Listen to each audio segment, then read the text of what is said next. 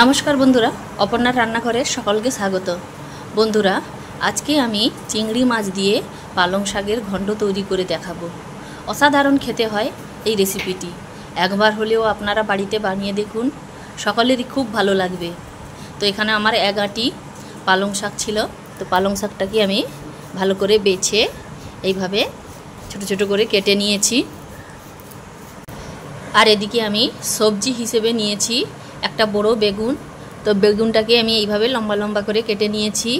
আর রয়েছে কচু, এখানে আমার মাঝারি সাইজের 3টে কচু, আর রয়েছে একটা মাঝারি সাইজের একটা আলু। তো সবগুলো আমি এইভাবে লম্বা লম্বা করে কেটে ধুয়ে নিয়েছি। আর এদিকে আমার 50 গ্রামের একটু বেশি মুসুর ডাল রয়েছে। তো ডালটাকে আমি ভালো করে জল পাল্টে পাল্টে ধুয়ে নিয়েছি। এদিকে আমি একটা কড়া নিয়েছি। তো এই কড়ার মধ্যে কেটে ধুয়ে রাখা শাক, আলু, বেগুন, কচু ও মুসুর ডাল সব একসঙ্গে দিয়ে দেব। তো সব কিছু আমি কড়ার মধ্যে নিয়ে জল দিয়ে, এখানে বেশি জল দেওয়ার দরকার নেই কারণ শাক থেকে জল বেরোবে। তো এবার এটিকে আমি ইন্ডাকশানে সব কিছু সেদ্ধ করে নেব। তো ওদিকে ডালটা সেদ্ধ হতে হতে এদিকে আমার 100 গ্রাম চিংড়ি মাছ রয়েছে। তো মাছটা আমি ছাড়িয়ে নেব।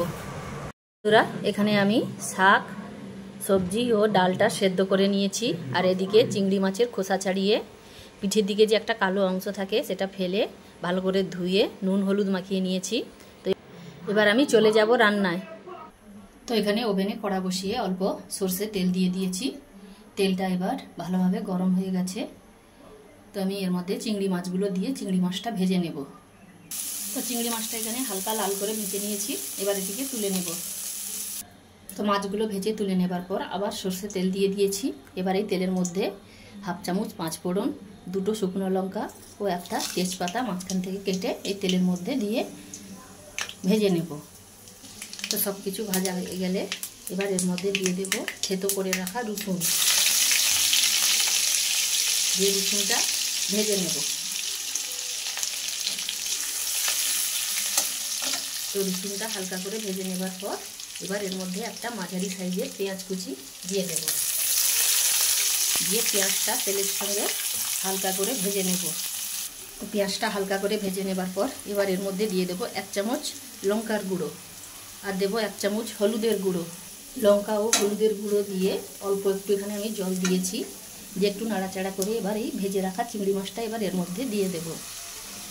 দিয়ে কিছুক্ষণ নাড়াচাড়া করে নেব। তো কিছুক্ষণ নাড়াচাড়া করে নেবার পর এবার সেদ্ধ করে রাখা শাক, ডাল সব কিছু এর মধ্যে দিয়ে দেব। আমি ডালটা ও শাক সেদ্ধ করার সময় নুন হলুদ কিছুই দেইনি। তো এবার আমি স্বাদ মতো নুন দিয়ে দেব। তো স্বাদ মতো নুন দিয়ে একটু নাড়াচাড়া করে এবার এটিকে কিছুক্ষণ ফুটিয়ে নেব। তো কিছুক্ষণ ফুটিয়ে নেবার পর এবার উপর থেকে ছড়িয়ে দেব 1/2 চামচ গরম মশলার গুঁড়ো।